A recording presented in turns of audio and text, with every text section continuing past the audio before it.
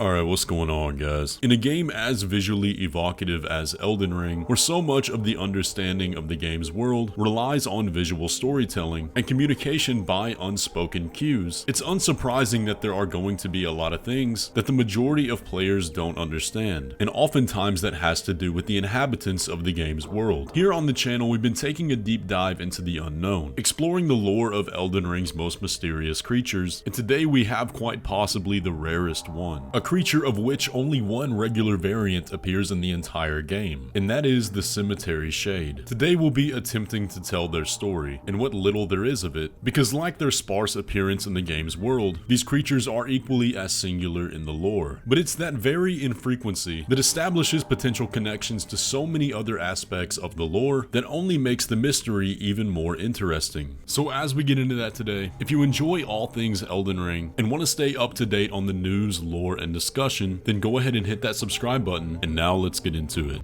When we think about oddities in this game, there are more than enough mysteries to be found on the surface. But for every strange thing above, there's an equal amount below, many of which can be found in Elden Ring's catacombs, the places where those deemed as heroes in the lands between are taken after their death to be assimilated into the Erdtree's roots, in the hopes of a rebirth somewhere beyond. But stranger among the bones of the dead are the things down here that are still alive. As the player journeys through the catacombs of Elden Ring, they'll find all sorts of inhabitants and living creatures, many of which serve a vital role in maintaining the catacombs and fulfilling their purpose, among others that potentially ended up here by circumstance. Oftentimes it's hard to tell the difference, but the rarest and strangest of all these creatures are the Cemetery Shades. There's a total of 4 Cemetery Shades in the entire game, 3 of which serve as the final bosses of their respective catacombs in which they inhabit, and a 4th lesser non-boss version that is so out of place and hidden that it makes no sense why it's even there, and you probably wouldn't even notice it if somebody didn't tell you about it beforehand. But to begin understanding what they are, let's start with their appearance. Cemetery Shades are very lanky creatures, humanoid in appearance, with very bright glowing eyes and an insectish creature on their head. They wield 2 curved blades that have a very rugged and weathered appearance, with many chips in the edge. But something even weirder about them is how they're constantly covered in this black mist. But thanks to modding tools, we can get a very close look at these creatures and the different components that make them up. And the thing on their head is a spider crab. The Cemetery Shades actually have one attack where you can see this crab in action. After getting caught in their web blast, the crab will separate from the head temporarily in order to latch onto the player and stab them with their legs. It's an attack that does have a bit of a more horror aspect to it than one of fantasy that you might expect, when in a game like this you'd expect these creatures to have some kind of magical ability. And I think that warrants a closer look at the crab. Now, spider crabs are absolutely a real creature, but you'll notice 2 very large antennae on this crab. But these are actually from a different animal altogether. They come from the Australian horror moth and are actually balloon-like glands used to attract mates. Now, I highly doubt the Cemetery Shade is trying to attract mates, but it may actually add credence to another idea. Given that the underbelly of the crab has this glowing light, the same of which we can see coming out of the eyes of the shade, I believe it can be generally inferred that the crab is in control of the body, and this can be supported by the only factual lore we have about these guys, and it can be found in the description of their weapon, which is called the Mantis Blade. That description reads as follows: a curved sword with a blade at both ends wielded by the Cemetery Shades, the insect-ridden Gravekeepers. The blade is thin and sharp, and strong attacks unleash a far-reaching slash. So that explains to us the purpose the Shades are in the catacombs for, that they serve as keepers of the grave, and also explains why they play the role of the boss of the catacombs, even though they are fairly weak. But another thing to note about their appearance are 2 gaping holes in their chest and missing stomach, and this could be a clue to understanding what they are, especially given the location in which we find them. All of these shades can be found among the Erdtree roots where the bodies are assimilated. And taking a quick look at the body of the shade itself, needless to say it appears a bit expired. But in order to get to the bottom of this, we do have to delve quite a bit into speculation territory.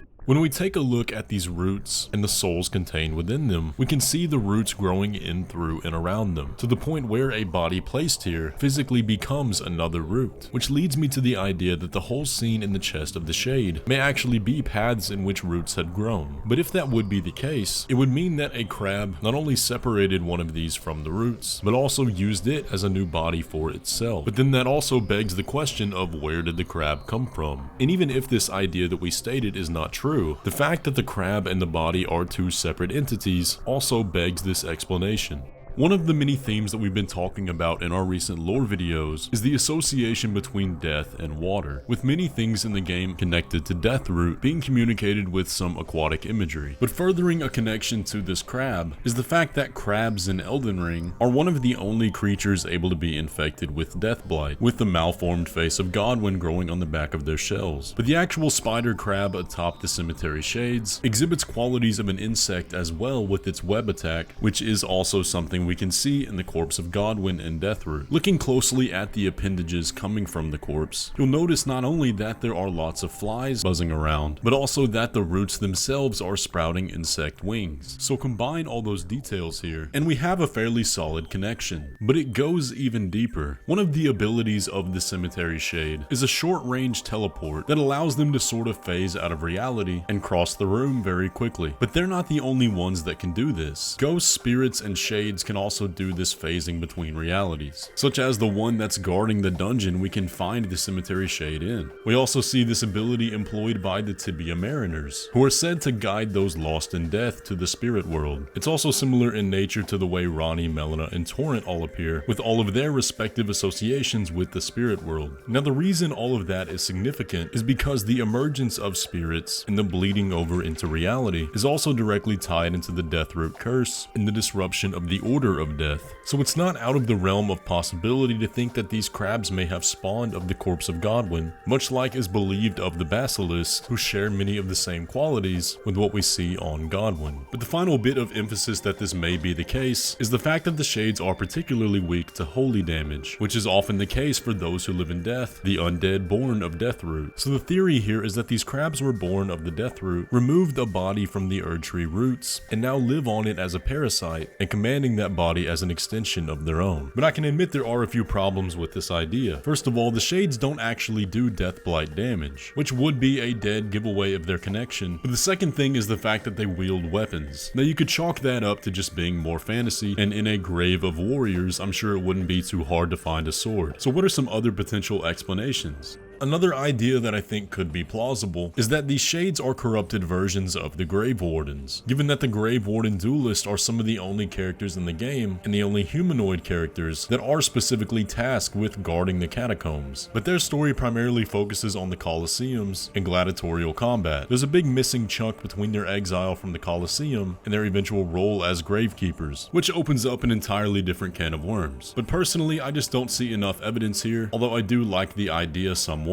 Fellow lore tuber Mad Luigi also has a video on the cemetery shades, although our conclusions tend to differ quite a bit. In that video, he raises the idea that the cemetery shades with their crab may have a similar origin to the pests of the Scarlet Rot, primarily due to their insect nature and use of webs, and the presence of a cemetery shade in Caelid. And the pests also have this crustacean theme to them, with tails like those of lobsters and a shell for a head. But when it comes to tying them to the themes of death and the Erdtree roots, I'm not sure I can make any sound conclusions in that regard. So when it comes to the cemetery shades, they seem to be yet another case of an enemy that's been forgotten in both the game and the lore, as we've seen time and time again. And it's not helped by the fact that these are bosses that die in 2, maybe 3 hits. When they have such a cool and interesting moveset, most players won't even see their attacks because they'll be dead before they can do any. I feel like if the shades would have had about 5 to 10 times the health, it would have made for some very fun boss fights, especially with such a memorable design. I do think the shades have a good chance of reappearing in the DLC, but like many of the things that appear below the surface of this game, we may never actually get the full explanation. But these are all the thoughts I could gather about the cemetery shades and the limited theory I proposed, but I'm curious to hear what you guys think. Do you believe there's more than meets the eye when it comes to these creatures, or are they just another monster in a fantasy world? Anyways though guys, that is going to do it for the video today. I hope you enjoyed. If you did, be sure to leave a like on it and subscribe if you're new around here. But with all that, I will catch you in the next one.